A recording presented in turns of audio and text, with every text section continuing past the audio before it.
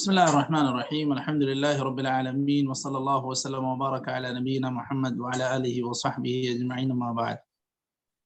ہم لوگ منار السبیل فی شرح الدلیل الشیخ ابراہیم بن محمد بن ضویان اس کتاب کو پڑھ رہے ہیں، اور اس میں ہم لوگ کتاب الصلاة اور کتاب الصلاة میں باب صلاة التطوع اور اس میں آخری فصل فی اوقات النہی یہ پڑھ رہے تھے، اور اس فصل میں بھی ہم لوگ ایک حلقہ پڑھ چکے ہیں، حلقہ نمبر 98۔ آج جو حلقہ نمبر ہے وہ ہے 99، آج کا حلقہ نمبر 99 ہے، اور آخری فصل کا آخری حصہ ہم لوگ اس باب میں پڑھنے جا رہے ہیں۔ فتحرم صلاة التطوع، وہاں سے پڑھنا ہے۔ جی پڑھیں شاہ۔ بسم الله الرحمن الرحيم. فتحرم صلاة التطوع في هذه الأوقات ولا تنعقد ولو جاهلا للوقت والتحريم لعموم النهي، ولأن النهي في العبادات يقتضي الفساد سوى سنة فجر قبلها سوى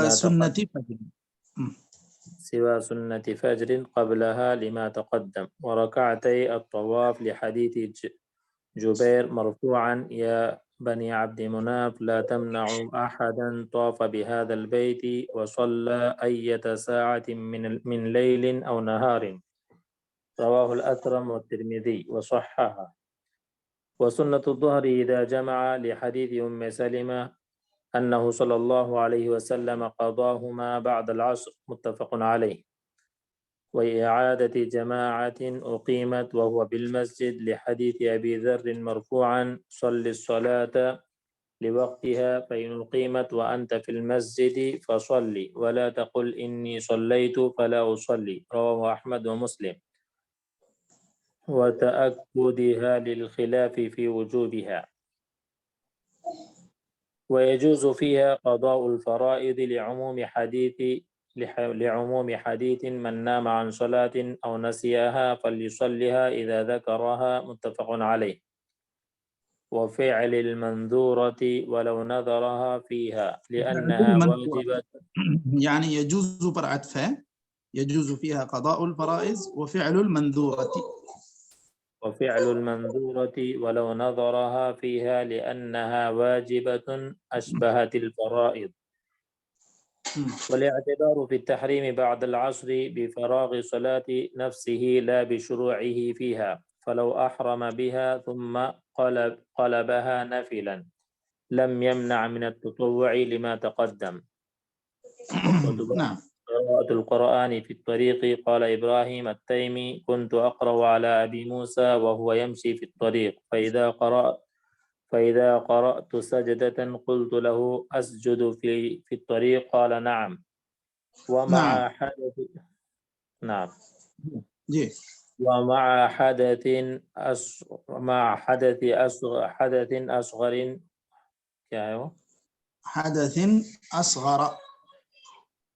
حدث أصغر ونجاسة ثوب وبدن وفم، لقول علي رضي الله عنه كان صلى الله عليه وسلم يقضي حاجته ثم يخرج فيقرأ القرآن ويأكل معنا اللحم ولا يحجبه، وربما قال لا يحجزه من القرآن شيء ليس الجنابة، رواه الخمسة. وحفظ القرآن فرض كفاية إجماعا، ويتعين حفظ ما يجب في الصلاة وهو الفاتحة فقط على المذهب، لأن ما لا يتم الواجب إلا به واجب.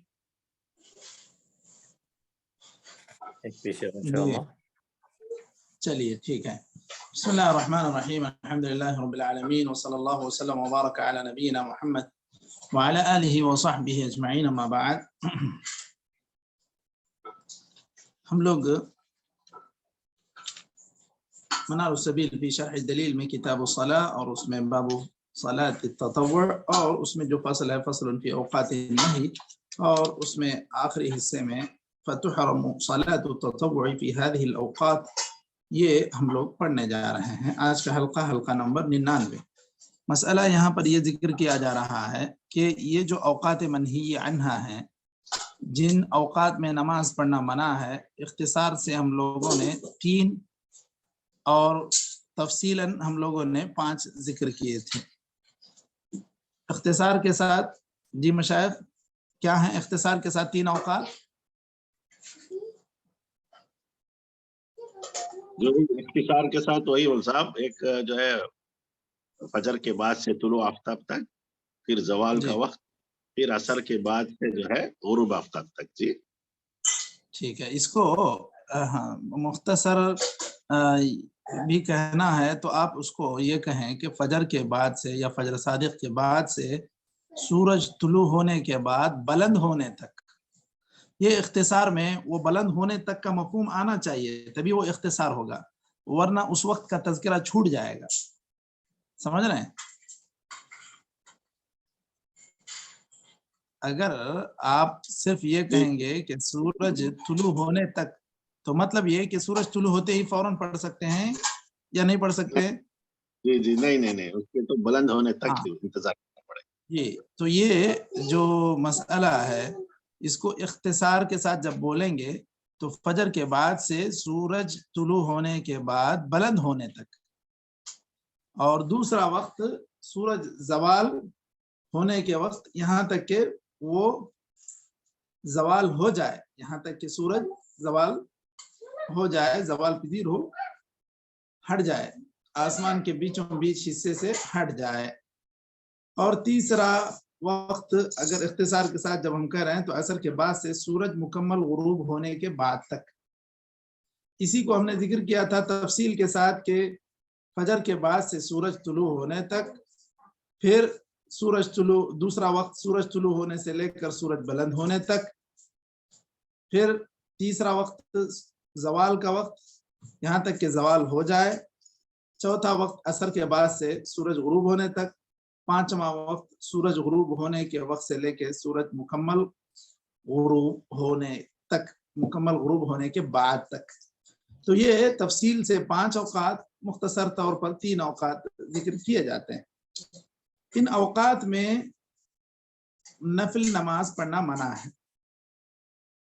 اور اگر کوئی پڑھ لیتا ہے، اس کو پتہ نہیں ہے کہ اس وقت نہیں پڑھنا چاہیے تھا لیکن پڑھ لیا، تو ایسی صورت میں اس کی نماز نہیں ہوگی۔ کیوں؟ اس لیے کہ ایک مسئلہ مشہور ہے، هل النهي يدل على فساد المنهي عنه ام لا، کہ اگر کسی چیز سے منع کیا جاتا ہے، اگر آپ وہ کام کرتے ہیں تو وہ کام کیا قابل قبول ہوگا یا وہ کام رد کر دیا جائے گا؟ تو ایسی صورت میں وہ کام رد کیا جائے گا یا فساد کا تقاضا کرتا ہے، نہیں منہی عنہ کے فساد کا تقاضا کرتا ہے، مطلب جو نماز اس وقت میں پڑھی گئی ہے وہ گویا کہ فاسد ہے، وہ گویا کہ ناقابل قبول ہے۔ تو اس صورت میں چاہے جاہل ہو چاہے وہ جان کر پڑے، دونوں ہی صورتوں میں یہ نماز اس کی قابل قبول نہیں ہوگی۔ اور اس کے علاوہ اس کے اندر جو وقت منہی عنہ ہے تو ایسے میں صرف 2 رکعت سنت الفجر کی اجازت دی گئی ہے۔ سنت الفجر کی اجازت اس لیے دی گئی کہ آپ صلی اللہ علیہ وسلم سے فجر کی اذان کے بعد 2 رکعت سنت ثابت ہے، اسی لیے اجازت ہے۔ اس کے بغیر کسی اور نماز کے پڑھنے کی اجازت نہیں ہے ان منہی عنہ اوقات میں۔ فجر کے بعد سے تو بعض لوگوں نے مراد ہی ایسے لیا کہ وہ فجر صادق کے بعد سے نہیں بلکہ فجر کی نماز کے بعد سے، اگر ایسا کہتے ہیں تو پھر فجر کی نماز کے بعد بھی نہیں پڑھنا چاہیے کوئی نماز۔ اگر سنت الفجر اگر کسی کے قضا ہو گئی ہے تو اہل علم نے اس کو زیادہ افضل بتلایا کہ وہ بھی سورج طلوع ہو کر بلند ہونے کے بعد پڑھا جائے، گرچہ کہ بعض علماء نے اس بات کی اجازت دی ہے کہ اگر کسی کی فجر کی سنت نماز سے پہلے چھوٹ گئی تھی تو وہ فجر کے بعد پڑھ سکتا ہے، لیکن افضل یہی ہے کہ اس کو مؤخر کرے سورج بلند ہونے تک۔ یہ رہی بات سنت الفجر کے تعلق سے. اس کے بعد ورکعتی الطواف، جو طواف کی 2 رکعت نماز ہے، اس کو آپ صلی اللہ علیہ وسلم نے صحیح حدیث میں یہ بتلایا کہ یہ بالکل کسی بھی وقت پڑھی جا سکتی ہے، یہ کبھی بھی پڑھی جا سکتی ہے، عصر کے بعد ہو یا فجر کے بعد ہو یا زوال کے قریبی وقت میں ہو، کیونکہ آپ صلی اللہ علیہ وسلم کی یہ جو حدیث ہے اس سے اجازت ملتی ہے. آپ نے کیا کہا؟ یا بنی عبد مناف لا تمنعوا احدا طاف بهذا البيت وصلى اية ساعة من ليل او نهار، دن اور رات کے کسی بھی حصے میں طواف کی 2 رکعت نماز پڑھے، اس سے آپ مت روکو. یہ بات خاص طور پر کہی گئی ہے.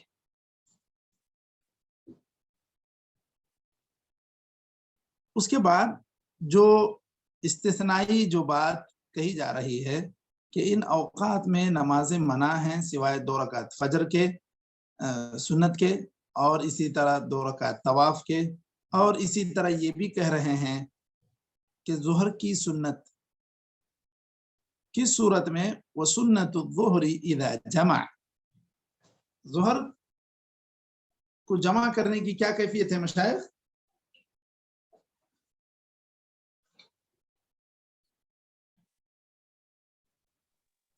سوال پھر سے تھوڑا واضح کر دیں گے تو اچھا. یہ کہہ رہے ہیں کہ ظہر کی سنت جب آپ جمع کریں تو کیسے ہوگا، کیسے ظہر کی جمع ہوگی اور کیسے اس میں سنت ادا ہوگی، میں یہ جاننا چاہ رہا ہوں. ظہر کی سنت جمع کرنا کیسے سمجھ میں نہیں آ رہا. پہلے 4 رکعت تھے، پھر بعد میں 2 رکعت ہیں. ٹھیک ہے، تو آپ کو کیسے جمع؟ جی وہاں پر جمع سے مراد سنت کے جمع کرنے کا نہیں ہے. جی ظہر کی نماز کو آپ عصر کے ساتھ جمع کر لیے. اچھا جی سمجھ رہے ہیں؟ جی تو ایسی صورت میں اب مثلا جو ہے مان لیں آپ جمع تقدیم کر رہے ہیں، آپ سفر میں ہیں، آپ 12:30 بجے ہی ظہر بھی پڑھ لیے عصر بھی پڑھ لیے. اب ایسی صورت میں آپ ظہر کے بعد کی سنت اگر پڑھنا چاہ رہے ہیں تو کیا اس وقت آپ پڑھ سکتے ہیں یا نہیں، جبکہ آپ دونوں نمازوں کو جمع کر لیے؟ یہ تھوڑا نیا مسئلہ ہے. تو عصر کی نماز ہم پڑھ چکے ہیں اس لیے پڑھ سکتے ہیں کہ نہیں، ایسی بات ہے. ہاں بالکل پڑھ سکتے ہیں نا، تو پڑھ سکتے ہیں. میرے خیال سے وقت تو منی آنا نہیں ہے. ہاں تو اصل میں یہ اعتبار وہ کہہ رہے ہیں کہ نماز کا ہے، اور آپ جب عصر کی نماز پڑھ لیے تو گویا کہ آپ عصر کے بعد کے وقت میں داخل ہو گئے. اب انہوں نے جو دلیل لی ہے وہ حضرت ام سلمہ رضی اللہ عنہ کی ایک حدیث ہے.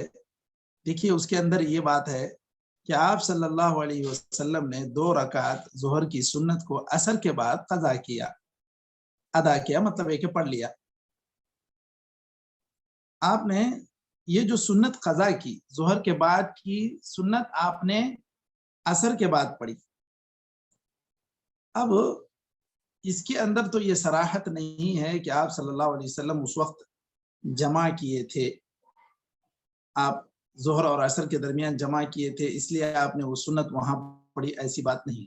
بلکہ دوسری احادیث میں اس بات کی وضاحت ہے کہ آپ صلی اللہ علیہ وسلم نے کہا کہ وفد عبد القیس آپ صلی اللہ علیہ وسلم کی خدمت میں حاضر ہوا تھا، تو وہ وفد آپ صلی اللہ علیہ وسلم کو مشغول کر دیا. آپ نماز سے سلام پھیر کے بیٹھے، وہ وفد آ کر ملا تو آپ صلی اللہ علیہ وسلم کو ظہر کے بعد کی سنت پڑھنے کا موقع نہیں ملا، تو آپ نے ان 2 رکعتوں کو عصر کے بعد قضا کیا.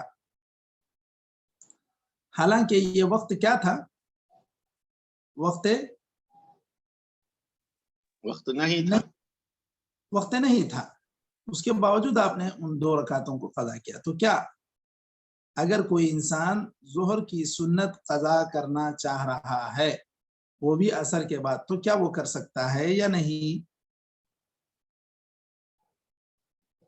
جی مشائخ نہیں کر سکتا شیخ، وہ ایک خاص حالت تھی اللہ کے نبی کے ساتھ میں، وہ ہو گیا، وہ ہم لوگ تو نہیں کر سکتے شاید. قضا کر سکتا ہے بھائی، جی کر سکتے نا قضا. جی اہل علم کے درمیان بھی یہی اختلاف ہے کہ یہ آپ صلی اللہ علیہ وسلم کی خصوصیت تھی کہ آپ صلی اللہ علیہ وسلم اس طرح قضا کیے، دیگر لوگوں کو اس طرح نہیں کرنا چاہیے. جبکہ دیگر بعض اہل علم کا یہ کہنا ہے کہ نہیں، جب آپ صلی اللہ علیہ وسلم سے اس چیز کا ثبوت ہے کہ آپ نے قضا کی ظہر کی 2 رکعت، تو اگر کسی کی چھوٹ گئی کسی مصروفیت کی وجہ سے، وہ کرنا چاہے تو کر لے سکتا ہے. یہ بات کہی گئی ہے، یعنی کہ دونوں ہی رائے ہیں اس مسئلے میں.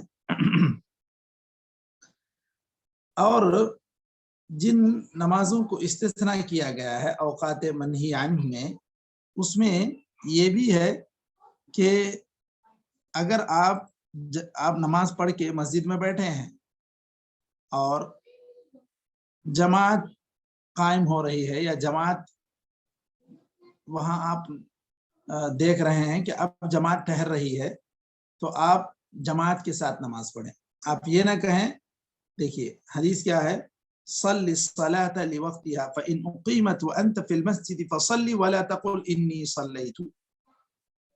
آپ نماز پڑھ کے بیٹھے ہیں، آپ کی نماز ادا ہو گئی، لیکن اب جماعت قائم ہو رہی ہے، تو اب بہتر یہ ہے آپ کے لیے کہ آپ نماز پڑھ لیں.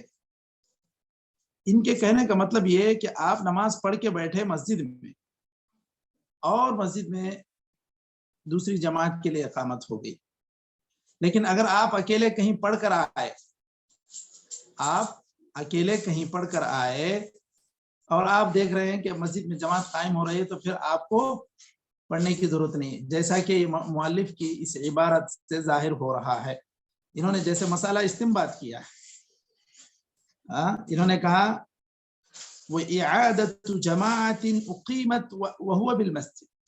آپ مسجد ہی میں رہے، نماز پڑھ کے آپ تنہا نماز پڑھ کے اپنی بیٹھے تھے، جماعت دوبارہ اب کھڑ رہی تھی وہاں پر، اب آپ دیکھ رہے ہیں کہ جماعت کا موقع ہے، تو اس وقت آپ کو شامل ہونا چاہیے.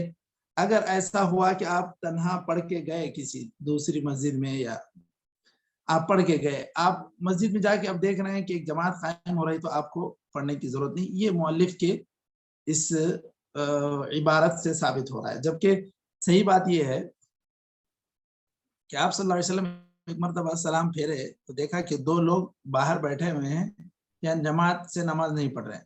آپ نے ان سے بلا کر پوچھا کہ بھائی کیا بات ہے، آپ لوگ نماز کیوں نہیں پڑھ رہے ہیں؟ تو انہوں نے کہا کہ ہم لوگ تو پڑھ چکے تھے، ہم لوگ کسی اور جگہ پڑھ کر ہم لوگ آئے تھے، اسی لیے ہم لوگ نہیں پڑھے. تو آپ صلی اللہ علیہ وسلم نے کہا نہیں، تم آؤ دیکھو کہ جماعت کھڑی ہے تو تم لوگ نماز پڑھو، یہ آپ کے لیے نفل ہو جائے گی. تو اس کا مطلب یہ ہے کہ آپ چاہے مسجد میں باہر سے آئیں یا آپ مسجد ہی میں بھی رہیں، تو بھی ایسی صورت میں آپ جماعت کو اعادہ کرنا چاہیں تو کر سکتے ہیں، جیسا کہ اس حدیث سے ثابت ہے. تو یہ سارے منہی عنہ جو اوقات ہیں، جو ممنوع اوقات ہیں نماز کے لیے، ان میں استثناءات کی یہ صورتیں ہیں. ان چیزوں کو مستثنا کیا، ان چیزوں کو الگ کیا گیا. جیسے فجر کی 2 رکعت اس کی اجازت ہے، طواف کی 2 رکعت اس کی اجازت ہے، ظہر کی 2 رکعت جیسا کہ مؤلف نے کہا اگر آپ جمع کرتے ہیں تو، حالانکہ حضرت ام سلمہ کی جو حدیث ہے اس کے اندر جمع کا ذکر نہیں ہے. تو بہرحال اگر کوئی انسان کرتا ہے تو اس کے لیے یہ دلیل ہے کہ آپ صلی اللہ علیہ وسلم نے ظہر کی نماز کسی مصروفیت سے چھوٹ جانے کی وجہ سے آپ نے عصر کے بعد ادا کی.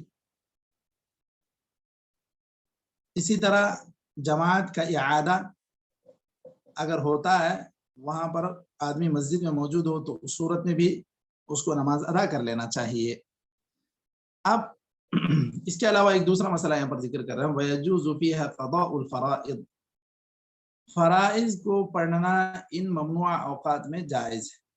مَنْ نَامَ عَنْ صَلَاةٍ أَوْ نَسِيَهَا فَلْيُصَلِّهَا إِذَا ذَكَرَهَا. آدمی کے لیے جو آدمی سو گیا یا بھول گیا، اس کے لیے کون سا وقت ہے مشائخ ادائیگی کے لیے، یا اس کو قضا کرنے کے لیے کون سا وقت ہے؟ جب اسے یاد آ جائے. جب اس کو یاد آ جائے وہی اس کا وقت ہے، چاہے وہ ممنوع وقت ہو چاہے وہ جائز وقت ہو.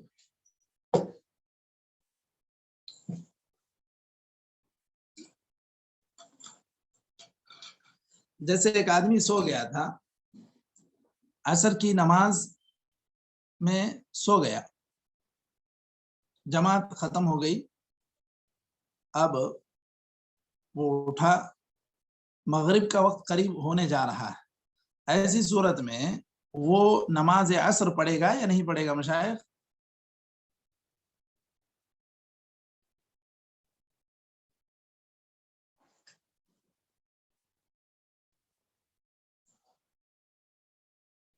آواز آ رہی ہے؟ جی سوال مول صاحب پھر سے. جی جی.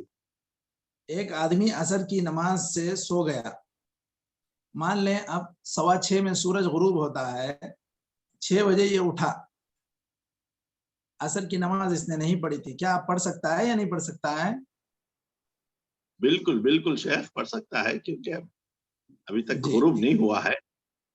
سورج غروب نہیں ہوا ہے، اور یہ اس صورت میں جو آدمی سو گیا اس کے لیے وہی وقت اس کی ادائیگی کے لیے جب اس کو جی یاد آ جائے یا اس سے وہ نیند سے بیدار ہو جائے.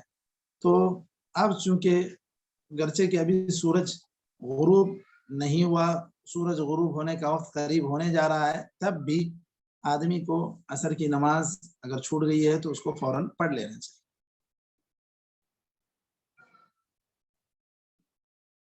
یہی مسئلہ فجر کی نماز کے بعد ہے.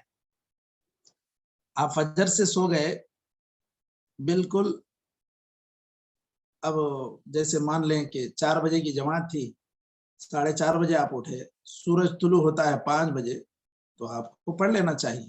حالانکہ یہ فجر کے بعد کا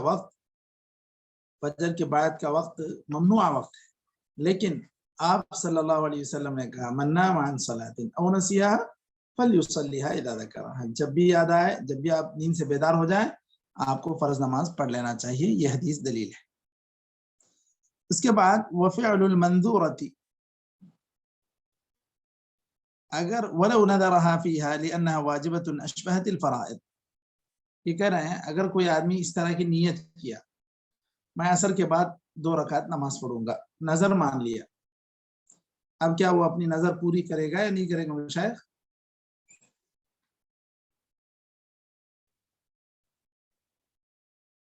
نہیں کرے گا، کیونکہ وہ منی عنہ کا وقت میں نظر کیا ہو. جی. اب نظر ہی نہیں ہو. حنابلہ کے پاس جی حنابلہ کے پاس یہ ہے کہ وہ چونکہ نظر مان چکا ہے، نظر ماننا تو جائز ہے، لیکن جب مان لیا تو اس کو پورا کرنا واجب ہے. اور یہ بالکل جس طرح فرض نماز پڑھنا جائز ہے اسی طرح انہوں نے کہا کہ واجب بھی پڑھ سکتے ہیں. ٹھیک ہے، یہ حنابلہ کا مسلک ہے. جبکہ جمہور یہ کہتے ہیں، دیگر مسالک کے لوگ یہ کہتے ہیں کہ اس نے غلطی کی، ایک نافرمانی کی نظر اس نے مانی، تو اس کو اس صورت میں پورا نہیں کرنا چاہیے بلکہ اس کو کفارۃ الیمین ادا کرنا چاہیے، کیونکہ یہ وقت ممنوع وقت ہے. ایسے وقت میں آپ نفل نماز کی نیت کرتے ہیں یا نظر مانتے ہیں تو پھر گویا کہ آپ گناہ کر رہے ہیں، آپ غلط کر رہے ہیں. تو اس لیے آدمی کو کفارۃ الیمین ادا کرنا چاہیے اور اس کو 2 رکعت نماز نہیں پڑھنا چاہیے، کیونکہ یہ نظر جو مانا ہے یہ ممنوع وقت میں مانا ہے، یہ اس نے غلطی کی ہے. اور یہ اس طرح اگر نظر معصیت مانتا ہے تو پھر اس کو پورا نہیں کیا جائے گا، اس کا کفارہ ادا کیا جائے گا. واضح ہے مشائخ بات؟ جی جی شیخ بالکل. چلیے آگے بڑھتے ہیں. وتباح قراءة اچھا والاعتبار في التحريم بعد العصر بفراغ صلاة نفسه لا بشروعه فيها، فلو احرم بها ثم قلبها نفلا لم يمنع من التطوع. دیکھیے یہاں پر ایک کہہ رہے ہیں عصر کی نماز کا بعد کا وقت، مطلب آپ اپنی نماز سے فارغ ہو جائیں تو عصر کے بعد کا وقت اس کو شمار کرنا چاہیے، یہ کہہ رہے ہیں. اب مثلا عصر کی جماعت ہوتی ہے 3 بجے، یہ آدمی اٹھا 3:30 بجے، آیا مسجد میں، دیکھا کوئی نہیں ہے، ایسے اس کا ایک اندازہ ہے کہ اس مسجد میں آنے والے لوگ رہتے ہی ہیں، مان لیں کہ یہ جیسے مارکیٹ کی مسجد ہے، مارکیٹ میں تو لوگ پیچھے پیچھے آتے ہی رہتے ہیں، اب یہ چاہتا ہے کہ 2 رکعت نفل پڑھ لے، پھر اس کے بعد کوئی آئے تو فرض نماز ان کے ساتھ جماعت سے پڑھ لیں گے، تو کیا یہ اس کا اس طرح پڑھنا درست ہے یا نہیں ہے؟ بالکل درست ہے شیخ، کیونکہ اس نے ابھی تک عصر کی نماز پڑھی نہیں۔ اچھا، ایک تو یہ ہے، دوسری چیز اس نے شروع کیا اس نیت سے کہ بھئی اب میں عصر کی نماز شروع کر رہا ہوں، ٹھیک ہے، عصر کی نماز کی نیت سے شروع کیا، تکبیر تحریمہ باندھ لیا، اب کسی کے 1-2 آدمیوں کے آنے کی آواز آئی، وضو کر رہے ہیں، اندازہ ہو گیا 2-3 افراد آئے ہیں، اب یہ کیا کرتا ہے، یہ اپنی جو عصر کی فرض نماز کی نیت کیا تھا اس کو وہ نفل میں تحویل کرتا ہے، تو کیا اس طرح یہ کرنا درست ہے یا نہیں ہے؟ تو کتاب کے روح سے تو درست سمجھ میں آ رہا ہے، جی، کتاب کے روح درست سے سمجھ تو جی پہلے سے جو نیت تھی اس کی، تو وہ نیت کو بدل سکتے ہیں کیا شیخ؟ نہیں معلوم، پکا نہیں معلوم۔ جی دیکھیے، جیسا کچھ انہوں نے یہ ذکر کیا کہ آدمی فرض کو نفل میں بدل سکتا ہے، نفل کو فرض میں نہیں بدلنا چاہیے، یہ ان کا استدلال ہے، یہ ان کا کہنا ہے کہ آدمی فرض کو نفل میں بدل سکتا ہے، نفل کو فرض میں نہیں بدل سکتا۔ بہرحال یہ ان کا ایک قاعدہ ہے۔ شیخ الحدیث مولانا عبدالواجد رحمانی رحمہ اللہ کا ایک فتویٰ ہے کہ وہ کہتے ہیں جب آدمی جس نیت سے نماز شروع کیا تو بس وہی اعتبار ہوگا، اس کے بعد اس کے دل میں وسوسہ آئے یا اچانک مان لیں کہ بھئی اب جیسے اس نے تکبیر تحریمہ کہہ کے عشاء کے بعد سنت کی نیت سے وہ باندھ لیا، اب اچانک اس کو خیال آتا ہے نہیں بھائی مجھے جلدی جانا ہے، میں 1 رکعت وتر پڑھ کے میں چلے جاتا ہوں، اس کو اب وتر میں تحویل کر لیتا ہوں، تو وہ کہتے ہیں کہ اس طرح کرنا درست نہیں، آپ نے جس نیت سے نماز شروع کی آپ اسی کو مکمل کریں، نماز ایک مرتبہ شروع کرنے کے بعد آپ اس کو تحویل نہ کریں۔ یہ شیخ الحدیث مولانا عبدالواجد رحمانی رحمہ اللہ کا یہ فتویٰ ہے۔ تو انہوں نے جو بات کہی وہ اس اعتبار سے کہ آدمی کا نماز کو شروع کرنے کا اعتبار نہیں بلکہ ختم کرنے کا اعتبار ہے، تو جب تک ختم نہیں کیا اب تک اس کی نماز نہیں ہوئی، تو مطلب یہ کہ ابھی وہ عصر کی نماز جب تک مکمل نہیں پڑا وہ ممنوع وقت میں داخل ہی نہیں ہوا، یہ اس اعتبار سے وہ استدلال کرتے ہیں، ٹھیک ہے۔ یہ بات سمجھ میں آ رہی ہے فقہ حنبلی کے موقف کی مشائخ؟ جی جی جی شیخ، جی جی ٹھیک ہے، اچھا چلیے اس کے بعد وَتُبَاحُ قِرَاءَةُ الْقُرْآنِ فِي الطَّرِيقِ، نماز راستے میں چلتے ہوئے آباد راہ میں نماز پڑھنا منع ہے لیکن قرآن پڑھنا جائز ہے۔ قال ابراہیم التیمی كنت اقرأ على ابی موسى وهو يمشي في الطريق فاذا قرأت سجدة قلت له اسجد في الطريق قال نعم، یہ برابر نماز یہ قرآن پڑھتے رہتے تھے راستے میں بھی، جب سجدہ آتا تو راستے میں ہی سجدہ بھی کر لیتے تھے۔ وہ کہتے ہیں کہ سجدہ ہو سکتا ہے کیونکہ سجدہ مکمل نماز نہیں، اللہ کے رسول نے پوری نماز سے منع کیا ہے، یا نہی عن الصلاۃ فی الطریق اس سے منع کیا، یہ سجدے سے تو منع نہیں کیا۔ بات واضح ہو رہی مشائخ؟ جی جی جی بالکل شیخ، بالکل۔ چلیے یہ 2-3 لائن اور ہے، اس کو مکمل کر لیتے ہیں تاکہ نیا باب آئندہ پڑھا جا سکے۔ وَمَعَ حَدَثٍ أَصْغَرَ وَنَجَاسَةِ ثَوْبٍ وَبَدَنٍ وَفَمٍ، اسی طرح یہ سجدہ کرنا حدث اصغر کے ساتھ بھی جائز ہے، یعنی آپ استنجا کر کے آئے تھے، آپ قرآن پڑھ رہے تھے عن غیب، اس کے بعد سجدے کی ضرورت پیش آئی تو آپ سجدہ کر دیے، جائز ہے۔ وَنَجَاسَةِ ثَوْبٍ، اندر جا کے آئے قرآن پڑھ رہے تھے، کپڑے کو گندگی لگی ہے، اس کے باوجود آپ کو تلاوت کی قید لگائے تھے عن غیب کی قید کیوں لگائی؟ کیونکہ چھو نہیں سکتے کیا قرآن کو بغیر وضو کے؟ اب جمہور کے پاس یہ مسئلہ ہے کہ چھونے ہی میں اختلاف، چھونے ہی میں شدید اختلاف ہے، عن غیب پڑھنے میں کوئی اختلاف نہیں زیادہ، جبکہ شیخ البانی وغیرہ یہ کہتے ہیں کہ وہ چھونا بھی جائز ہے، آپ اگر بے وضو ہوں تو بھی آپ مس مصحف کر سکتے ہیں، یہ شیخ البانی وغیرہ کا موقف ہے۔ ٹھیک ہے، تو یہاں پر ان کے جو کہنے کا مطلب ہے وَمَعَ حَدَثٍ أَصْغَرَ وَنَجَاسَةِ ثَوْبٍ وَبَدَنٍ وَفَمٍ، ان چاروں حالتوں میں چاہے آپ خود حدث اصغر یعنی وضو نہیں کیے ہیں، یا اسی طرح آپ کے کپڑے صحیح نہیں ہیں، اور یعنی مطلب گندگی ہے اس میں، اور اسی طرح آپ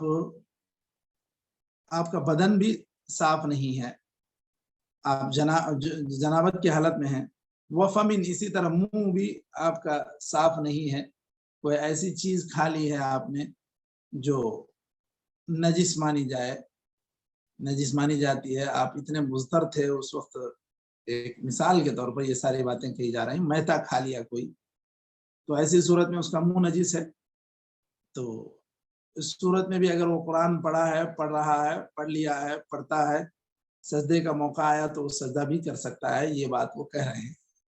لقول علی رضی اللہ عنہ كان صلی اللہ علیہ وسلم يقضي حاجته ثم يخرج فيقرأ القرآن ويأكل معنا اللحم ولا يحجبه وربما قال لا يحجزه من القرآن شيء ليس الجنابة۔ حضرت علی رضی اللہ عنہ کا یہ جو قول ہے کہ آپ صلی اللہ علیہ وسلم قضاء حاجت کر کے نکلتے، قرآن پڑھتے، ہمارے ساتھ بیٹھ کے کھاتے، آپ کو سوائے جنابت کے اس سے اور کوئی چیز نہیں روکتی تھی، تو اس حدیث کی بنیاد پر انہوں نے یہ کہا کہ یہ جائز ہے، جبکہ یہ حدیث ضعیف ہے، یہ ابو داؤد ترمذی میں یہ حدیث ہے، یہ حدیث ضعیف ہے۔ اور اس کے بعد دیکھیے وحفظ القرآن فرض کفایت اجماعا، قرآن کا حفظ کرنا فرض کفایہ ہے، اس پر مسلمانوں کا اجماع ہے، ہر فرد کو قرآن مکمل حفظ کرنا یا اس کا ایک بڑا حصہ حفظ کرنا یہ فرض عین نہیں ہے، نماز پڑھنا فرض عین ہے لیکن قرآن کا حفظ کرنا فرض عین نہیں ہے، فرض کفایہ ہے۔ اگر مسلمانوں کی تعداد میں 100 میں 2% لوگ حفظ کر لیتے ہیں، 3% لوگ حفظ کر لیتے ہیں تو بھی کافی ہے۔ وَيَتَعَيَّنُ حِفْظُ مَا يَجِبُ فِي الصَّلَاةِ، کہہ رہے ہیں کہ نماز میں جو پڑھنا ضروری ہے وہ آپ کو حفظ کرنا ضروری ہے، اور وہ سورہ فاتحہ ہے، مذہب کے اعتبار سے، یعنی المذہب کہتے ہیں تو یہاں مذہب حنابلہ کے اعتبار سے سورہ فاتحہ پڑھنا یہ ضروری ہے۔ بعض دیگر مسالک تو فاتحہ پڑھنے کو بھی ضروری قرار نہیں دیتے ہیں، لیکن فقہ حنبلی کے اعتبار سے سورہ فاتحہ کا پڑھنا ضروری ہے، تو اس لیے اس کو یاد کرنا بھی، حفظ کرنا بھی ضروری ہے۔ لأن ما لا يتم الواجب الا به فهو واجب، کیونکہ جس کے بغیر واجب مکمل نہیں ہو سکتا اس کو بھی یاد کرنا یا پورا کرنا یہ بھی واجب ہے، تو سورہ فاتحہ کے بغیر چونکہ نماز نہیں ہو سکتی اس لیے سورہ فاتحہ کو یاد کرنا بھی ایک واجب ہے۔ تو یہ باب ہو گیا باب صلاۃ التطوع۔